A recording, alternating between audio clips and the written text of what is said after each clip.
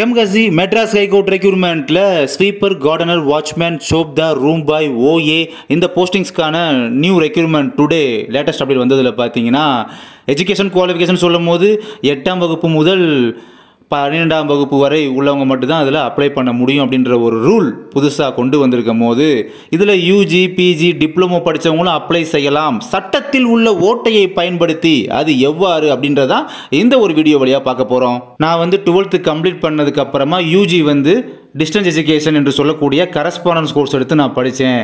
UG அப்படி தான் படித்தேன். அதுக்கு மேலே பிஜியும் பார்த்தீங்கன்னா நான் கரஸ்பாண்டன்ஸ் கோர்ஸில் தான் படித்தேன்.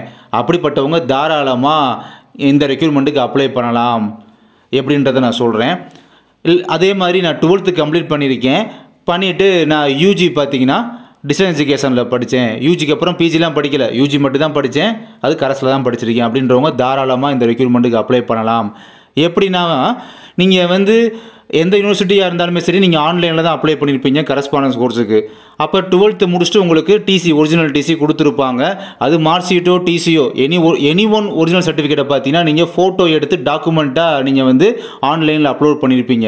அப்படி இருக்கும்போது கண்டிப்பாக உங்களுடைய கையில் 12th ஒரிஜினல் டிசி கண்டிப்பாக இருக்கும். அப்படி இருக்கும் பட்சத்தில் நான் 12th மட்டும் தான் கம்ப்ளீட் பண்ணியிருக்கேன் அப்படின்னு சொல்லி தாராளமாக இந்த நியூ ரெக்யூர்மெண்ட்டுக்கு நீங்கள் அப்ளை பண்ணலாம். நீங்கள் யூஜி படித்ததான் காட்டிக்கிறாதீங்க.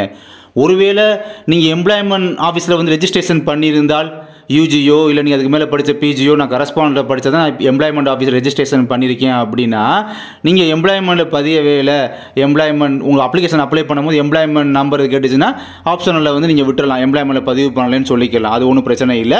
நீங்கள் 12th மட்டும் படித்து அப்படின்றத சொல்லி நீங்கள் தாராளமாக அப்ளை பண்ணிக்கலாம் இந்த ரெக்யூர்மெண்ட்டுக்கு. அடுத்த கேட்டகரி பார்த்தீங்கன்னா 10th முடிச்சுட்டு 11th 12th படிக்காமல் யூஜி கோர்ஸ்லாம் படிக்கிறாங்க, கரஸ்பாண்டன்ஸ் கோர்ஸில் படிக்கிறாங்க. இன்னமும் இந்த பேட்டர்னே தப்பு, இப்படி படிக்கவே கூடாதுன்னு சொல்லி அரசாங்கம் உத்தரவே போட்டிருந்தாலும் இந்த மாதிரி இன்னும் தெரியாதனமாக மக்கள் படிச்சுட்டு தான் இருக்காங்க. சரி, ஓகே, அப்படி படித்தாலும் பரவாயில்லை. நீங்கள் 10th வச்சு நீங்கள் அழகாக இந்த ரெக்யூர்மெண்ட்டுக்கு அப்ளை பண்ணலாம். ஓகேங்களா? அதுக்கப்புறமா இப்படியும் ஒரு கேட்டகரி இருப்பீங்க. அது எப்படி? நான் 12th முடித்தேன், 12th ஃபெயில் ஆகிட்டேன், நான் அதுக்கப்புறம் இன்னொரு தடவை எழுதி ஃபெயில் ஆகிட்டேன், இல்லாட்டி ஒரே ஒரு தடவை எழுதி நான் ஃபெயில் ஆகிட்டேன், அதுக்கப்புறம் படிக்க பிடிக்கல, அதனால் ஆல்ரெடி நான் 10th படிச்சிருந்து பார்த்தீங்களா, என்னோட 10th மார்க் ஷீட்டை வச்சு நான் டிபெண்ட் பண்ணி டிப்ளமோ ஜாயின் பண்ணி 3 years கோர்ஸ் கம்ப்ளீட் பண்ணி முடித்தேன். அப்போ டிப்ளமோ படிக்கும் போது 10th மார்க் ஷீட்டை வச்சு தான் நீங்கள் டிப்ளமோ ஜாயின் பண்ணியிருப்பீங்க, கரெக்டாக? அப்படி இருக்கும் போது நான் 10th + டிப்ளமோ 3 years கோர்ஸ் சொல்லி இந்த ரெக்யூர்மெண்ட்டுக்கு தாராளமாக அப்ளை பண்ணலாம்.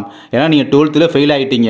12th நீங்கள் ஃபெயிலான மார்க் ஷீட்டை கொண்டு போய் எம்ப்ளாய்மெண்ட் ஆஃபீஸில் பதிவு பண்ண போகிறதில்ல. அப்படியே நீங்கள் ஒரு வேளை பதிஞ்சிருந்தாலுமே ஒன்றும் அதை பற்றி கவலைப்பட தேவையில்லை. எம்ப்ளாய்மெண்ட் டீட்டெயில்ஸ் உங்களுக்கு கேட்டுச்சு அப்படின்னா அதை நீங்கள் ஆப்ஷனில் விட்டுட்டு ஸ்கிப் பண்ணிட்டு போயிருங்க அப்ளிகண்ட் அப்ளை பண்ணும் போது. அப்போ 12th ஃபெயிலான ஸ்டூடெண்ட்டு 10th வச்சு டிப்ளமோ 3 years படித்தவங்க தாராளமாக அதில் அப்ளை பண்ணலாம் இந்த நியூ ரெக்யூர்மெண்ட்டில். அப்புறம் இந்த ஒரு கேட்டகரி இதையும் பாருங்கள். இதில் மொத்தம் 3 சென்டென்ஸ் இருக்கா. ஃபஸ்ட்டு சென்டென்ஸை மட்டும் பாருங்கள், அதை மட்டும் ஃபஸ்ட் எக்ஸ்பிளைன் பண்ணிடுறேன். என்னென்னா 12th + DCA ப்ராக்கெட்டில் ரெகுலர் போட்டிருக்கேன் பார்த்தீங்களா. அது என்னென்னா 12th கம்ப்ளீட் பண்ணிவிட்டு மேற்கொண்டு மேற்படிப்பு எதுவும் படிக்கக்கூடாதுன்னு அறிவிப்பில் சொல்லியிருக்காங்க. ஆனால் நான் 12th கம்ப்ளீட் பண்ணிவிட்டு நான் DCA படிச்சிருக்கேன், ரெகுலரில் தான் படித்தேன். ஒரு 6 month கோர்ஸு இல்லை டிசிஏ மாதிரி வேறு ஏதாவது ஒரு கோர்ஸு, இதெல்லாம் பார்த்தீங்கன்னா டிப்ளமோ கீழே தான் வருது. டிப்ளமோ இன் கம்ப்யூட்டர் அப்ளிகேஷன், இந்த மாதிரி டிப்ளமோ இன் சொல்லி வரக்கூடிய கோர்ஸ் நான் ரெகுலராக தான் படித்தேன், 6 month கோர்ஸ். அவங்களும் பார்த்தீங்கன்னா தாராளமாக இந்த ரெக்யூர்மெண்ட்டுக்கு அப்ளை பண்ணலாம். ஏன்னா அங்கே உங்கள் டிசிலாம் கொடுத்துருக்க மாட்டீங்க, 12th ஒரிஜினல் டிசி உங்கள்கிட்ட தான் இருக்கும். அப்போ தாராளமாக நீங்கள் அப்ளை பண்ணலாம். அடுத்த கீழே உள்ள 2 இது பாருங்கள். 12th + டிப்ளமோ போட்டு சொல்லியிருப்பேன், அப்புறம் 12th + ஷார்ட் டேர்ம் ப்ரோக்ராம் சொல்லியிருப்பேன். அது என்னென்னா நான் 12th முடிச்சுட்டு டிஸ்டன்ஸ் எஜுகேஷனில் பார்த்தீங்கன்னா அட்வான்ஸ் வெக்கேஷ்னல் டிப்ளமோ ப்ரோக்ராம்ஸ் படித்தேன், அப்படி இல்லாட்டி டிப்ளமோ ப்ரோக்ராம்ஸ் படித்தேன், அப்படியும் இல்லாட்டி வெக்கேஷ்னல் டிப்ளமோ ப்ரோக்ராம்ஸ் படித்தேன், அப்படியும் இல்லாட்டி சர்டிஃபிகேட் ப்ரோக்ராம்ஸ் படித்தேன், அப்படியும் இல்லாட்டி ஷார்ட் டேர்ம் கோர்சஸ் எடுத்து படித்தேன். இவ்வளோ விஷயத்தையுமே நான் இந்த ஸ்க்ரீன்ஷாட்டில் மென்ஷன் பண்ணலை. இவ்வளோ இதில் ஏதாவது ஒன்று படித்தவங்க 12th முடிச்சுட்டு படித்தவங்க பார்த்தீங்கன்னா தாராளமாக இந்த ரெக்யூர்மெண்ட்டுக்கு நீங்கள் அப்ளை பண்ணலாம்.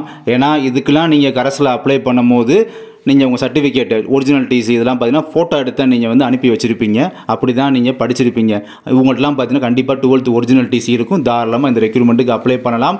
இது மட்டும் கிடையாதுங்க, இன்னும் நிறையா விஷயங்கள் இருக்குது அப்ளை பண்ணுறதுக்கு. சட்டத்தில் உள்ள ஓட்டையை பயன்படுத்தி அதை பற்றி நம்ம ஃபியூச்சர் வீடியோவில் பார்க்கலாம். தேங்க்யூ.